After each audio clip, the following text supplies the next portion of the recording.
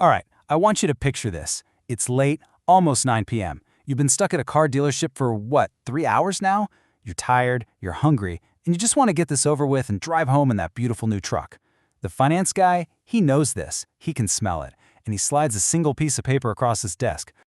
He taps his pen on one number, a big one, $1,043 per month for 84 months. That's 7 years. But in that moment, exhausted and worn down, it just feels doable, normal even. He tells you, hey, everybody's doing it, so you let out a sigh, pick up the pen, and you sign. You tell yourself it's a reward, right? You've earned it. But what if it's not? What if that signature, that one decision made late on a Tuesday night, ends up costing you more than you could ever imagine? Because that normal choice, the one millions of us make without a second thought, is often the single biggest thing standing between us and real financial freedom. Now, here's the part they never show you. That $1,000 payment, it's not just $1,000. When you factor in what that money could have been doing for you instead, what we call opportunity cost, you are literally lighting almost $4,000 of your future wealth on fire every single month.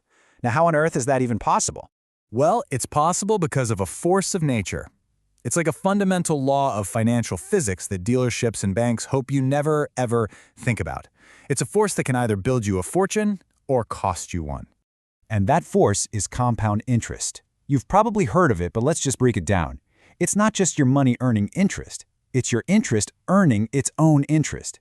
It starts small, but it creates this incredible snowball effect that, if you give it enough time, turns into an unstoppable avalanche of wealth. So, to see how powerful this really is, let's just use a simple benchmark. We'll look at the S&P 500, which is basically just a basket of the 500 biggest companies in the US. Over the long run, it's averaged about a 10% annual return. Now, that's not a guarantee, of course, but it's the engine we're going to use to see just how huge the impact of our choices can be. So the process itself is super simple. You put money in, it earns a return, and now you have a bigger pile of money. But here's the secret sauce, right? Step 3. That new, bigger pile of money now earns its own return. That's the magic. That's where the growth just goes from being kind of linear to absolutely exponential. Okay, so let's put this whole theory to the test. Let's see it play out in the real world. We're going to follow two guys who are starting in the exact same place, but they make one tiny different choice, and it sends them down two completely different roads. Let's meet Jake and Marcus. They're both 29 years old. They both make a decent living, 70 grand a year. In every single way, they are financial twins. The only difference is in their heads. Jake is tired of looking broke. He wants to look successful now. Marcus, on the other hand, is focused on actually being successful later. And here it is, the moment of truth. It's that dealership scene all over again.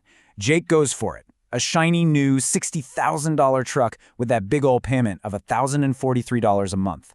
Marcus, he buys a reliable used Honda for $16.5 grand, pays cash. And then he does the most important thing. He takes $800, money he could have been spending, and sets up an automatic investment every single month. All right, now let's hit the fast forward button. Let's see what happens when you let these two simple habits, one of spending, one of investing, compound for 3 decades. This is where it gets crazy. So Jake stays on what I call the payment treadmill.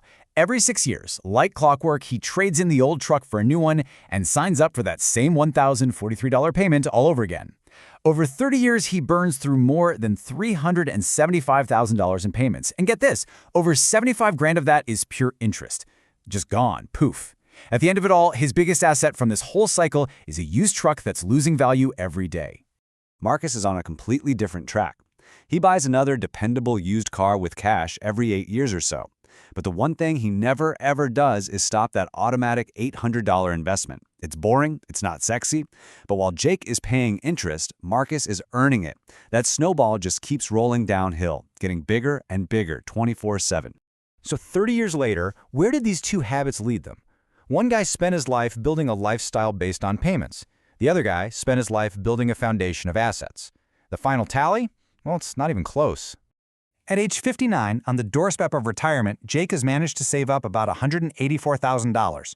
I mean, it's something, but it's not going to cut it. And Marcus? By simply redirecting that one truck payment into investments, his portfolio is worth over $1.6 million.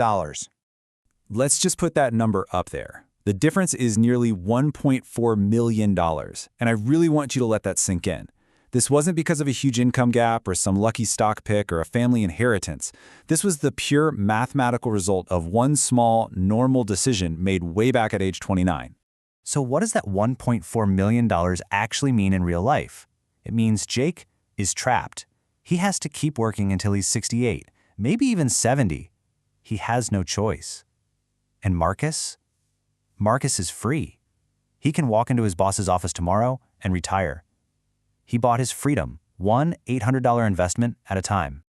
You know, it really changes how you look at that comfortable payment, doesn't it? It feels safe, it feels routine, but really, it's a prison. It might be a really nice prison with heated seats and a great sound system, but it is a prison nonetheless, one that chains you to your desk for decades longer than you need to be there. So the question I want to leave you with is this. Every single dollar you spend is a vote for your future. You're either buying things that keep you working, or you're buying assets that will one day work for you. There is no in-between. So what are you building with your money? Are you building your freedom, or are you building your prison?